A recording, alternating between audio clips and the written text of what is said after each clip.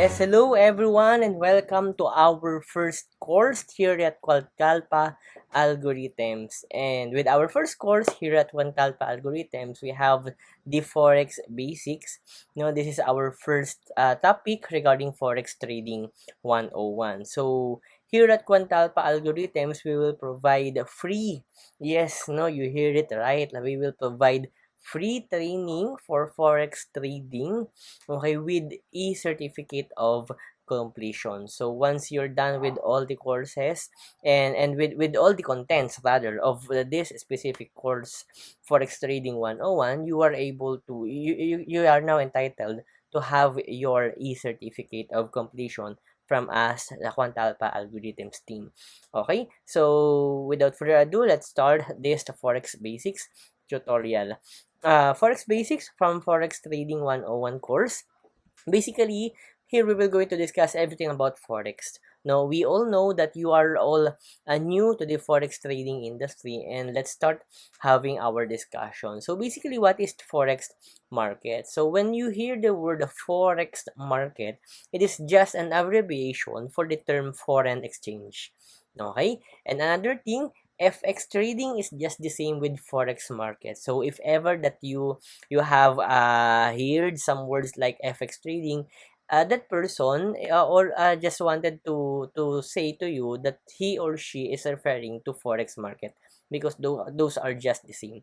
Okay, another thing, currency trading is just the same with Forex market. So basically, guys, Forex market is the most liquid and largest financial market in the world.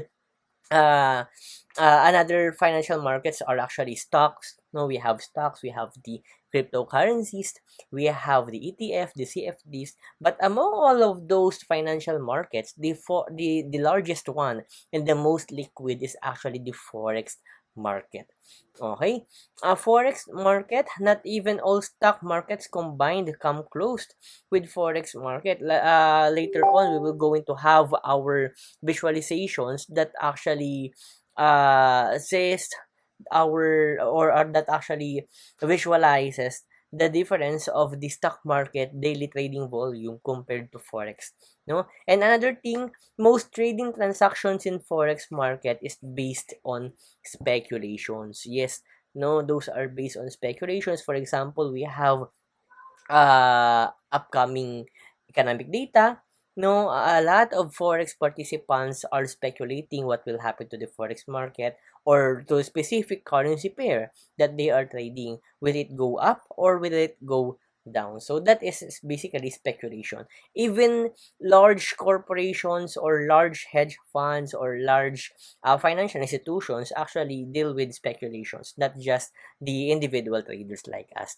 Okay, and then here we have the data visualization regarding the daily trading volume of all the markets, not all, but the highlights or the top markets that we have right now in the world. So we have here the three stock exchanges, as you can see.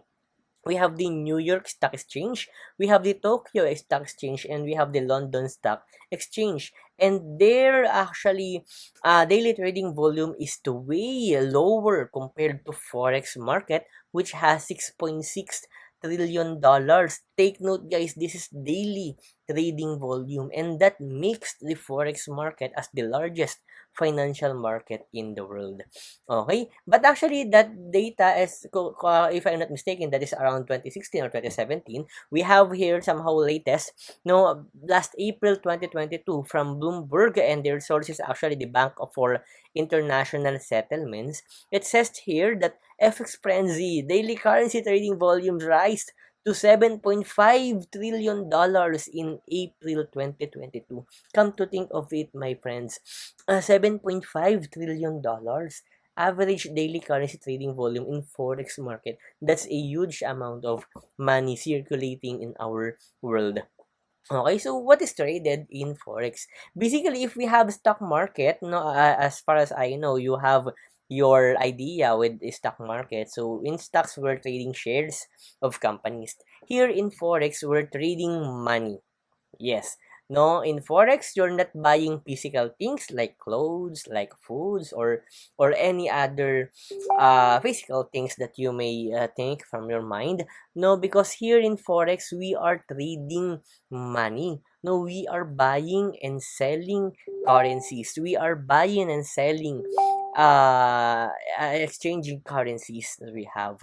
Okay, and that's the difference of Forex compared to other financial markets. Another thing, in general, the exchange rate of a currency versus other currencies is a reflection of the condition of that currency's economy compared to other countries' economy. For example, we are talking about two different countries, no, country A and country B. If their exchange rates are actually different, for example, the country A goes lower and the country B goes higher, meaning to say the country B's economy is way higher than the country A's economy. Okay, that's not 100% mirrors the economy, but somehow it is a reflection of the condition of the country's economy. Okay, as you can see here, we have here the data visualization for the forex market currency distributions, and this is by currency. Okay, not currency pair.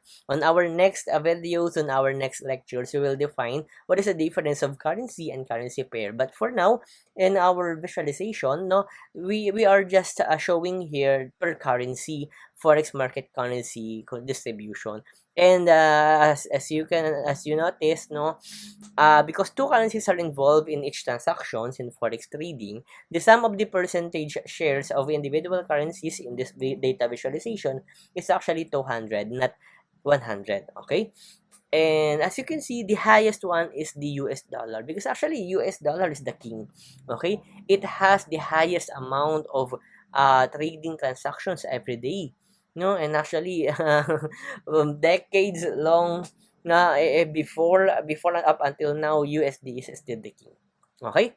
And that sums up our first topic regarding the Forex Trading 101. And again, this is Quantalpha Algorithms. We are providing free Forex Trading online course with free e-certificate of completion. Just go to our website, www.quantalphaalgorithms.com, if you are viewing this video in YouTube.